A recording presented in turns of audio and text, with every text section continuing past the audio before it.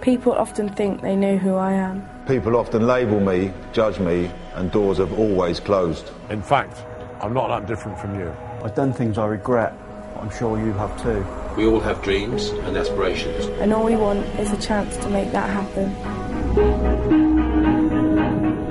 I started using drugs when I was about 24 and I was actually addicted to heroin for over 20 years. I was involved with drugs. Eventually, drugs led to crime in order to get drugs.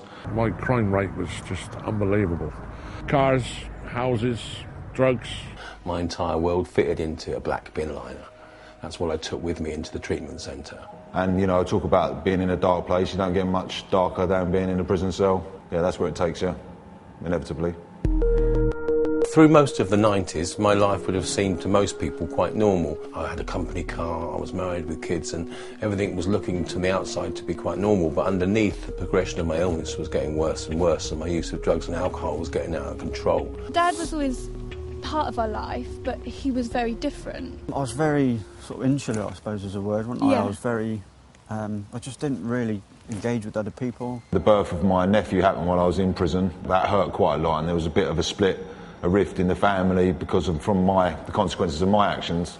I sort of decided that I didn't want that to happen again. By 2003, I'd lost my wife, my kids, my home, my job, everything, due to drugs and alcohol, and ended up homeless on the streets for 2.5 years. Well, it's really difficult to put into words the feeling you get when you actually realise that you're homeless for the first time. That kind of the bottom of your world falls out. It's kind of like a spiralling, sickening feeling when you suddenly realise that there's no sofas to surf on anymore and there's nowhere to go that night. And it just kind of adds to your problems as an alcoholic addict because you just run for more drugs, more cover. It's a very dark place to be. The Shore Trust helped me in lots of practical ways. It was very much looking at what's going to be the right thing for your future and what can we do right now to support that. Exactly, that's what it was, looking at my opportunities and helping me realise them, really. And along came this lady from Shore Trust, and you know, she kind of put me at ease straight away. And she gave me a lot of hope. I was put into contact with the Shore Trust through the treatment centre I was in, but they were there to help me and hold my hand through that transition from coming off of benefits and going back into work. Doing that was terrifying because part of me, the addict me, was going, oh no, you're safe where you are, you're getting X amount per week, you've survived on this for the last God knows how long, don't do it. You gotta take a chance, baby. I worked with recovering addicts in a recording studio. He can understand where our service users are coming from. So you guys come in and listen to me, yeah? We're going to work on the technical skill and we're going to go into a small-sided game at the end, all right? Matt's a level 3 personal trainer employed by the Borough Council. He's come a long way, he's a real success story. I now work with drug addicts at Inclusion Drug and Alcohol Service. I've been in their shoes, so I can understand where they're at and not to judge them. It definitely helps. If we don't sort of exist in a society that allows people to have second chances, what we basically do is sort of like throw people's futures away. Life's a lot different for me these days. Get up early, go to work, not much time to sit around and watch telly these days, which is good, you know, I'm happy with that.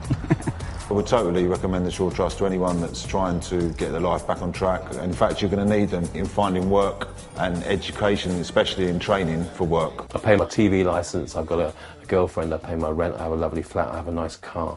Today, my proudest moment is actually having my kids back in my life and being able to communicate with them. In May, me and my fiancé are getting married, so Dad's got a speech to look forward to. Yes, it just makes me so proud to see you and to be there for you. The fact that you can walk me down the aisle as who you are today as opposed to before. Yes. It's unbelievable. I'm enjoying my life, my days are full as a gym instructor and a sports coach. I can put my head on the pillow at night knowing that I've contributed towards society, made a difference to someone's life, hopefully, in the same way that, you know, people made a difference to my life, like the Shore Trust, when I needed it. What makes me a good employee now is probably experience, and also because I'm forever grateful.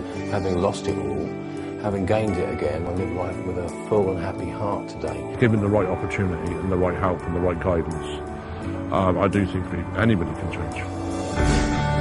I am a father, musician, a recovered addict, and proud to be part of society today.